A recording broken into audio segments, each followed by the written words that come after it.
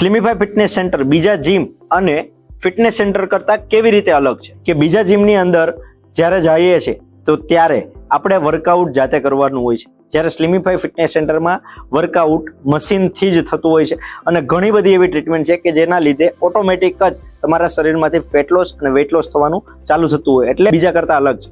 હવે વાત કરીએ ઇન્કમની, તો એક્ટિવ ઇન્કમ અને પેસિવ ઇન્કમ એવી બે ઇન્કમ હોય છે. જેમ કે ડોક્ટર છે, વકીલ છે, એ એમની ઓફિસ પર જાય છે યા તો ક્લિનિક પર જાય છે અને જો એને ઇન્કમ આવે છે તો આપણે એને એક્ટિવ કહીએ છીએ, જ્યાં સુધી આપણે કામ કરીએ છીએ અને પૈસા મળે છે. બીજી ઇન્કમ છે પેસિવ ઇન્કમ. તમે કોઈ આજે પ્રોપર્ટી પરચેઝ કરી લીધી અને દર મહિને એમનું રેન્ટ આવે છે તો એ આપણે પેસિવ ઇન્કમ કહીએ છીએ.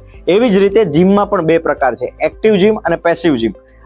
જે સ્લિમિફાઈ ફિટનેસ સેન્ટરની અંદર કરવામાં આવતી ટ્રીટમેન્ટ એ પેસિવ એક્સરસાઇઝ જીમ કહેવાય છે. એક્ટિવ એક્સરસાઇઝ જીમ એટલે કે આપણે નોર્મલ જે જીમ છે એ એક્ટિવ જીમ છે કે જ્યાં સુધી તમે કરશો ત્યાં સુધી એનું રિઝલ્ટ મળશે, બંધ કરશો તો બાઉન્સ બેક થવાના ચાન્સીસ વધારે હોય છે. જ્યારે પેસિવ એક્સરસાઇઝ જીમ જેમ કે સ્વિમિંગ કરો, યોગા કરો અને સ્લિમિફાઈ ફિટનેસ સેન્ટરના મશીન દ્વારા જે ટ્રીટમેન્ટ લેવામાં આવે છે તો આ બધી પેસિવ એક્સરસાઇઝ જીમની અંદર થતી એક્સરસાઇઝ છે કે જેનું રિઝલ્ટ પણ લોંગ ટાઈમ સુધી તમે મેન્ટેન કરી શકો છો.